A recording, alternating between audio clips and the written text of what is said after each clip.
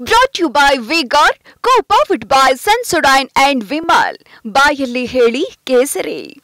Associate sponsor Ultratech Cement.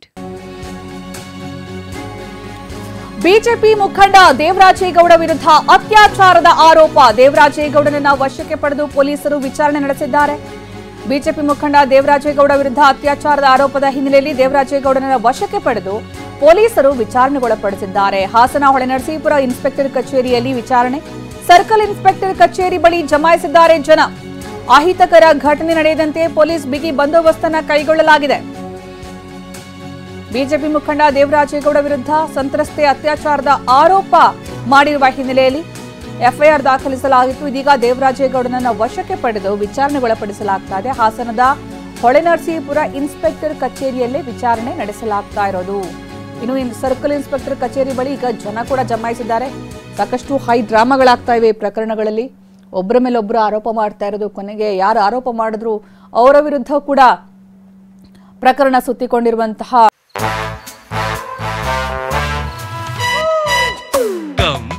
Come my love, please don't say no baby. Come my love. V-Guard ನ air coolers extra large cooling pad ನೊಂದಿಗೆ ಇದು ಎಂತೆಂಥವರನ್ನು cool ಆಗಿಸುತ್ತೆ. V-Guard air coolers, long lasting cooling. ಸಿನಿಮೀಯ ರೀತಿಯ ಘಟನೆಯಾಗಿ ಕಾಣಿಸ್ತಾ ಇದೆ ಜನರಿಗೂ ಕೂಡ.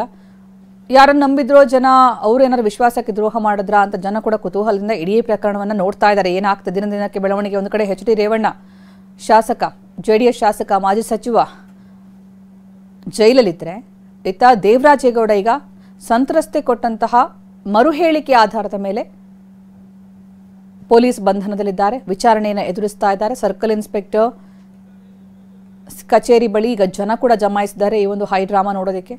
ಅಹಿತಕರ ಘಟನೆ ನಡೆಯದ ರೀತಿಯಲ್ಲಿ ಪೊಲೀಸ್ ಬಿಗಿ ಬಂದೋಬಸ್ತನ್ನ ಕೈಗೊಳ್ಳಲಾಗಿದೆ. ಹಾಸನ ಎಎಸ್ಪಿ ವೆಂಕಟೇಶ್ ನಾಯ್ಡುರಿಂದ ವಿಚಾರಣೆ ಬಳಿಕ ನ್ಯಾಯಾಧೀಶರ ಎದುರು ಹಾಜರುಪಡಿಸಲಾಗುತ್ತೆ. ಹೆಚ್ಚಿನ ವಿಚಾರಣೆಗಾಗಿ ಪೊಲೀಸ್ ಕಸ್ಟಡಿಗೆ ಕೇಳುವಂತಹ ಸಾಧ್ಯತೆ ಕೂಡ ಇದೆ. ಇವತ್ತು ರಜೆ ಹಿನ್ನೆಲೆಯಲ್ಲಿ ನ್ಯಾಯಾಧೀಶರ ಎದುರು ಹಾಜರುಪಡಿಸಲಾಗುತ್ತೆ.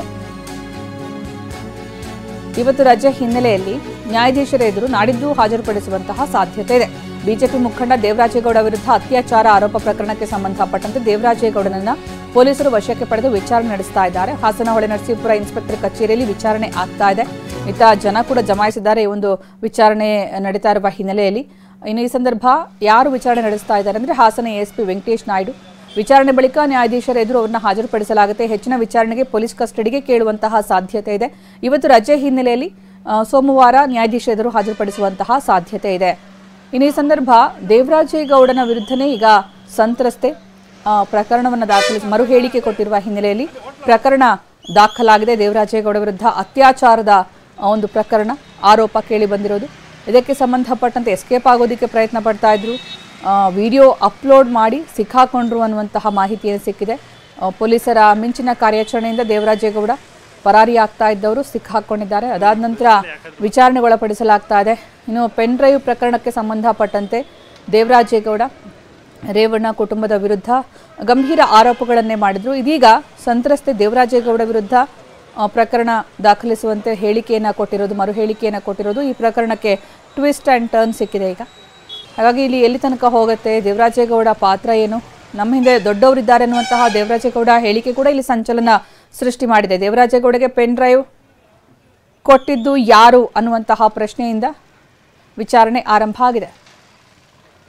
ಈ ಬಗ್ಗೆ ಹೆಚ್ಚಿನ ಮಾಹಿತಿ ನೀಡ್ತಾರೆ ನಮ್ಮ ಪ್ರತಿನಿಧಿ ಮಂಜುನಾಥ್. ಈಗ ಅಲ್ಲಿಂದ ನಮ್ಮ ಜೊತೆಗೆ ನೇರ ಸಂಪರ್ಕದಲ್ಲಿದ್ದಾರೆ. ಮಂಜುನಾಥ್, ಇಲ್ಲಿ ದೇವರಾಜೇಗೌಡ ಎಚ್ ಡಿ ರೇವಣ್ಣ ಕುಟುಂಬದ ವಿರುದ್ಧ ಗಂಭೀರ ಆರೋಪಗಳನ್ನ ಮಾಡ್ತಾ ಈಗ ಅವರೇ ಅತ್ಯಾಚಾರ ಪ್ರಕರಣದ ಆರೋಪಿಯಾಗಿದ್ದಾರೆ. ಸೊ ಈ ಪ್ರಕರಣ ನಡೆದು ಬಂದ ಹಾದಿ ಮತ್ತೆ ಯಾವ ರೀತಿ ಒಂದು ಹೈ ಡ್ರಾಮಾ ರೀತಿ ಜನ ಅದನ್ನ ನೋಡ್ತಾ ಇದ್ದಾರೆ?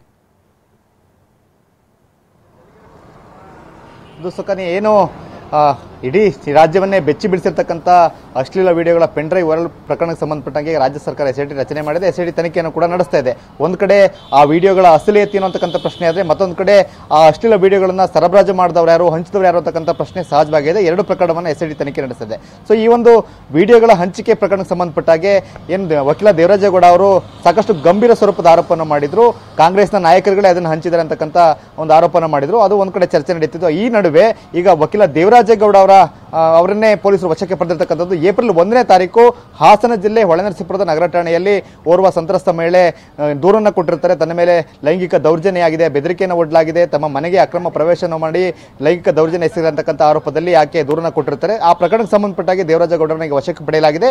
ಮತ್ತೊಂದು ಬೆಳವಣಿಗೆಯಲ್ಲಿ ಏನು ಏಪ್ರಿಲ್ 1ನೇ ತಾರೀಕು ಆಕೆ ದೂರನ್ನು ಕೊಟ್ಟಿದ್ರು, ಆ ಸಂಬಂಧಪಟ್ಟಾಗಿ ನಿನ್ನೆ ಮರು ಹೇಳಿಕೆಯನ್ನು ಪೊಲೀಸರು ದಾಖಲು ಮಾಡಿದರೆ ಆ ಒಂದು ಪ್ರಕರಣ ಮರು ಹೇಳಿಕೆ ಸಂಬಂಧಪಟ್ಟಾಗೆ ಏನು ದೇವರಾಜೇಗೌಡ ವಿರುದ್ಧ ಅತ್ಯಾಚಾರ ಪ್ರಕರಣ ಕೂಡ ದಾಖಲಾಗಿದೆ ಅಂತಕ್ಕಂಥ ಮಾಹಿತಿ ಲಭ್ಯ ಆಗ್ತದೆ. ಸೊ ಈ ಒಂದು ಪ್ರಕರಣ ದಾಖಲಾದ ಬಳಿಕನೇ ದೇವರಾಜೇಗೌಡ ಅವರನ್ನ ಈಗ ಪೊಲೀಸರು ವಶಕ್ಕೆ ಪಡೆದಿದ್ದಾರೆ. ಏನು ಹಾಸನ ಜಿಲ್ಲೆಯ ಹೊಳೆನರಸೀಪುರದ ವೃತ್ತ ನಿರೀಕ್ಷಕರ ಕಚೇರಿಯಲ್ಲಿ ನಾವಿಲ್ಲೇ ನೋಡಬಹುದು ಅವರ ವಿಚಾರಣೆ ನಡೀತಾ ಇದೆ. ಸುಮಾರು 1.5 ಗಂಟೆಯಿಂದ ಸತತವಾಗಿ ಅವರ ವಿಚಾರಣೆಯನ್ನು ನಡೆಸಲಾಗ್ತಾ ಇದೆ. ಹಾಸನ ಜಿಲ್ಲೆಯ ಪೊಲೀಸ್ ವರಿಷ್ಠಾಧಿಕಾರಿ ಮೊಹಮ್ಮದ್ ಸುಜಿತ್ ಅವರು, ಹಾಗೆ ಹೆಚ್ಚುವರಿ ಎಸ್ಪಿ ವೆಂಕಟೇಶ್ ನಾಯ್ಡು ಅವರು, ಹಾಗೆ ಡಿವೈಎಸ್ಪಿ ಅವರು, ಇನ್ಸ್ಪೆಕ್ಟರ್ ಮತ್ತೆ ಪಿಎಸ್ಐಗಳೆಲ್ಲರೂ ಕೂಡ ವಿಚಾರಣೆ ನಡೆಸ್ತಾ ಇದ್ದಾರೆ. ಸಂತ್ರಸ್ತ ಮಹಿಳೆ ಏನೆಲ್ಲ ಆರೋಪಗಳನ್ನು ಮಾಡಿದರೆ ಆ ಪ್ರತಿಯೊಂದು ಆರೋಪಗಳ ಸಂಬಂಧಪಟ್ಟಾಗೆ ಅವರನ್ನ ಪ್ರಶ್ನೆ ಮಾಡಲಾಗ್ತಾ ಇದೆ. ಅಂದ್ರೆ ಏನು ಲೈಂಗಿಕ ದೌರ್ಜನ್ಯ ಎಸಗಲಾಗಿದೆ, ಬೆದರಿಕೆ ಒಡ್ಡಲಾಗಿದೆ, ಹಾಗೇನೆ ಅವರ ಇಚ್ಛೆಗೆ ವಿರುದ್ಧವಾಗಿ ಅವರ ಖಾಸಗಿ ವಿಡಿಯೋನ ರೆಕಾರ್ಡ್ ಮಾಡ್ಕೊಂಡು ನೋಡಲಾಗಿದೆ ಅಂತಕ್ಕಂಥ ಏನು ಗಂಭೀರ ಸ್ವರೂಪದ ಆರೋಪಗಳನ್ನು ಮಾಡಲಾಗಿದೆ.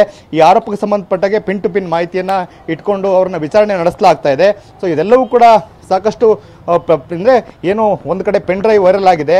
ಆ ಪೆನ್ ಡ್ರೈವ್ ಇರ್ತಕ್ಕಂಥ ಅಶ್ಲೀಲ ವಿಡಿಯೋಗಳ ಒಂದು ಸಂಬಂಧಪಟ್ಟಾಗೆ ದೇವರಾಜೇಗೌಡ ಅವರು ಸಾಕಷ್ಟು ಪತ್ರಿಕಾಗೋಷ್ಠಿಗಳನ್ನು ನಡೆಸೋ ಮೂಲಕ ಸರ್ಕಾರದ ವಿರುದ್ಧವೇ ಒಂದು ರೀತಿ ಗಂಭೀರ ಸ್ವರೂಪದ ಆರೋಪವನ್ನು ಮಾಡಿದ್ರೆ ಸರ್ಕಾರವೇ ನಿಂತು ಇದನ್ನು ಹಂಚಿಕೆ ಮಾಡಿಸ್ತಾ ಅಂತಕ್ಕಂಥ ಪ್ರಶ್ನೆ ಉದ್ಭವವಾಗಿ ಅವರು ಪ್ರಶ್ನೆಯನ್ನು ಮಾಡ್ತಾ ಹೋಗಿದ್ರು.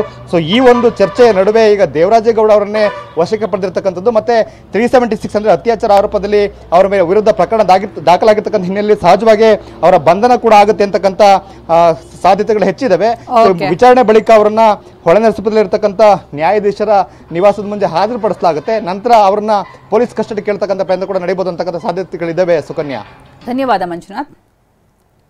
Brought to you by V-Guard, co-powered by Sensodyne and Vimal. ಬಾಯಲ್ಲಿ ಹೇಳಿ ಕೇಸರಿ. Associate sponsor Ultratech Cement.